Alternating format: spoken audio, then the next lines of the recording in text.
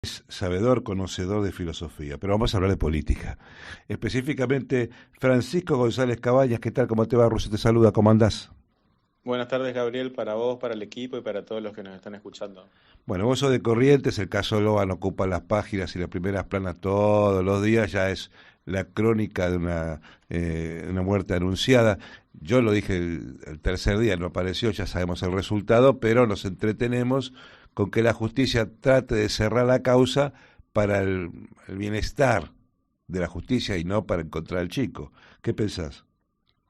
Claro, vos mismo lo decís, lamentablemente, además de la tragedia en sí misma, llevan a estado de una confusión general al público y a quienes siguen esto con el interés de que Logan aparezca, ¿no? Y acá creo que es interesante resaltar primero que estamos ante dos hechos concretos en la justicia, ¿no? Uno, bueno, la sustracción del menor, que está caratulada la causa primero en la justicia ordinaria, lamentablemente, ¿no? No se activó la alerta Sofía, luego de unos días o de una semana, recién fue hacia la justicia federal, y la otra es la causa por encubrimiento agravado que la planteó en el fuero de la justicia federal con asiento en Goya, Ujú. Gustavo Vera, a través de la Alameda, de su fundación, de su institución, ¿no es cierto? Y que últimamente, hace horas atrás, también implementó una denuncia al fiscal Marijuán desde Comodoro Pi, que no se la aceptó Casanelo precisamente porque al existir previamente esta denuncia de Vera, el foro de atracción está en Goya, pero son dos causas, ¿no? Distintas, digamos, que la justicia sigue e investiga. Una, la sustracción del menor, que como dijiste, bueno, estamos con esta ensalada ahí de nombres, de, ¿no? de situaciones, y por ahí es lo más, digamos, que genera más confusión y más atención en la forma empática, es decir, la cuestión de Logan, concreta y específica, y otra es la cuestión del encubrimiento agravado, que de alguna manera es, si se quiere, como bien dijiste al comienzo, la causa más política, ¿no? Porque hay una denuncia concreta de hombres del poder que, bueno, están denunciados precisamente de encubrir, bueno, lo que podría significar y consistir un delito en relación a la pérdida de este menor, ¿no? Y que es, de alguna manera, lo más reciente y lo más novedoso, ¿no? La causa de encubrimiento agravado con estas cuestiones que también, lamentablemente, a veces la justicia no dejan claro de dónde están asentadas las causas y cómo son los procesos en virtud de esto, ¿no? En los territorios que no son muy grandes, la información la tienen tres personas. ¿Quién es? La Sí. autoridad, el gobernador, el comisario y el cura del pueblo. Por lo menos la información de todo lo que pasa en el pueblo tiene esas tres personas. Ellos saben lo que pasó, porque lo primero que hizo el comisario fue sacarle el celular a la madre. El gobernador dice, a ver si me resuelven el tema, ¿sí? Sabe lo que pasó. El tema es que no ayudan en nada. Sí, y precisamente como te decía, en este instrumento que se denuncia, ¿no? Del encubrimiento agravado, digamos, donde está denunciado el gobernador, jerarcas del Poder Judicial de Corrientes y algunos personajes, digamos, secundarios, pero que al parecer habrían sido ejecutores de esta maniobra de encubrir. Estamos hablando concretamente para que la gente recuerde ese famoso tuit del gobernador que Sí. salió a dar por cierta una declaración de Laudelina, ¿no? La tía del chico, que misteriosamente entre gallos y medianoche se presentó a la madrugada en un lugar que no correspondía, que era en la Fiscalía de Corrientes, a través de abogado, que es Codazzi, ¿no? Hacer una declaración que ella misma después, días después, declararía que fue coaccionada, es decir, fue amenazada, que incluso fue incentivada, es decir, con una casa, con dinero, que al parecer la encontraron cuando la detuvieron, unos 50.000 pesos y demás, ¿no? Entonces acá el tema está que, digamos, los sindicados, digamos, por la propia, creo que Laudelina, incluso la hija, ¿no? No me acuerdo ni los nombres, digamos, creo que es Macarena, ¿no? La hija que Macarena. denuncia, Sí. exactamente, fueron llevados por un senador de la provincia, senador provincial, Diego Pellegrini, por quien era el abogado, Fernández Codazzi, y un chofer, o sea, tres personas.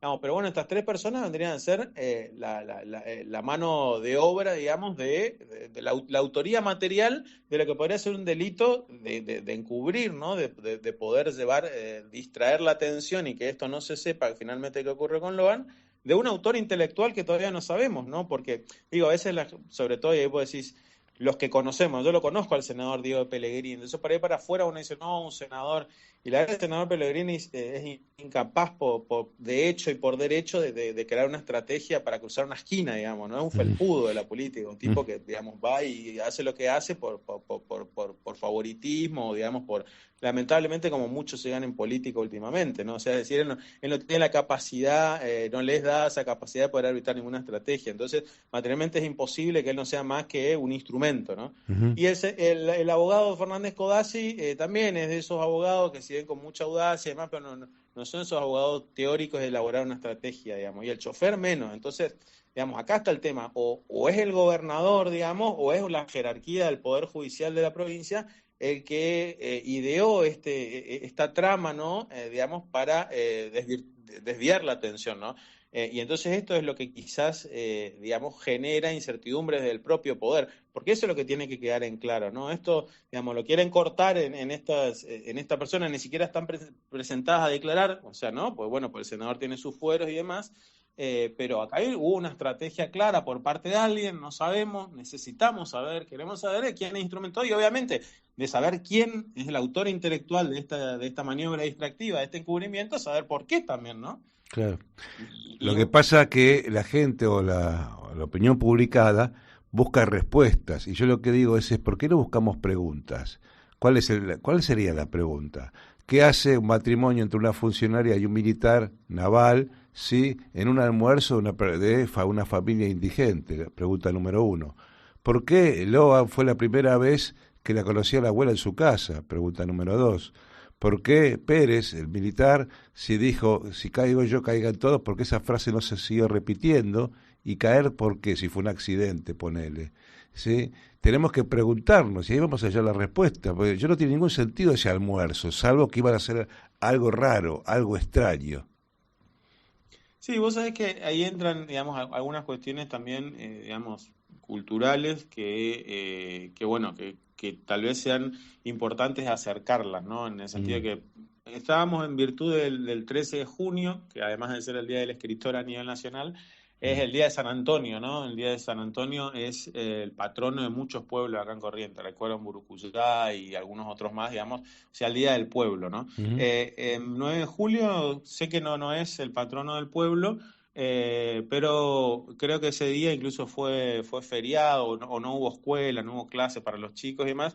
Y entonces por ahí en las zonas rurales, bueno, y sobre todo las generaciones más anteriores, en algún caso la abuela, pues, rinden culto, que eso al santo, ¿no? A los santos, Sí, sí, digamos, sí. en este Sí, caso. pero no, Y sí, sí, no, digo como no me para da. refrescar, porque por ahí no, o sea, en las grandes ciudades por ahí no pasa como Ponele que algo. sí, pero insisto, eh, vos tenés un nieto y nunca Sí. vino a tu casa en 5 años. Sí, no, seguro. A ver, está la cuestión también de que, bueno, yo recuerdo el hecho de que, incluso más para yo mismo, soy acá de Corrientes, hay una diferencia cultural en relación a los que nos criamos en la ciudad, ¿no? Mm. Y en el área rural.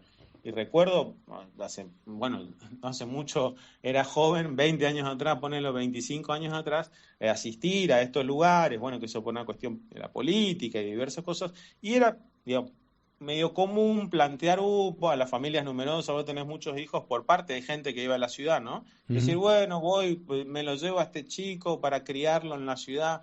O sea, vos imaginate lo que te estoy diciendo, vos me lo sacás de esto de contexto y es una barbaridad, digamos, lo que estoy Sí, planteando, ¿no? Pero, sí. digamos, yo tengo esos recuerdos de gente, ¿no? De decir, bueno, que lo planteaba de alguna manera, de una forma humorística, pero bueno, hay otras cosas, por ejemplo, si vos lo analizás desde acá, hace poco nada más que salió, por suerte, digamos, un ejemplo de civilidad, el trabajo en blanco del personal doméstico de las casas. Mm. Pero hace una generación anterior era muy común que el trabajo doméstico los hicieran niños y adolescentes de áreas rurales que venían a trabajar para las familias de adineradas acá de la ciudad, digamos, ¿no? O Y sea, pero, y personal sí, doméstico de 12, 14 años, digamos. Estamos hablando, esto pasaba comúnmente, Gabriel, hace no más de 20 o 30 años un atrás, poco más. digamos, ¿no? O sea, y Por que algo era precisamente el mismo sistema, ¿no? se le llamaba al sirviente se le llamaba criado, porque lo criaba Claro. la familia de Guita, ¿sí? Exactamente, Sí, por eso era exactamente, sí, criado.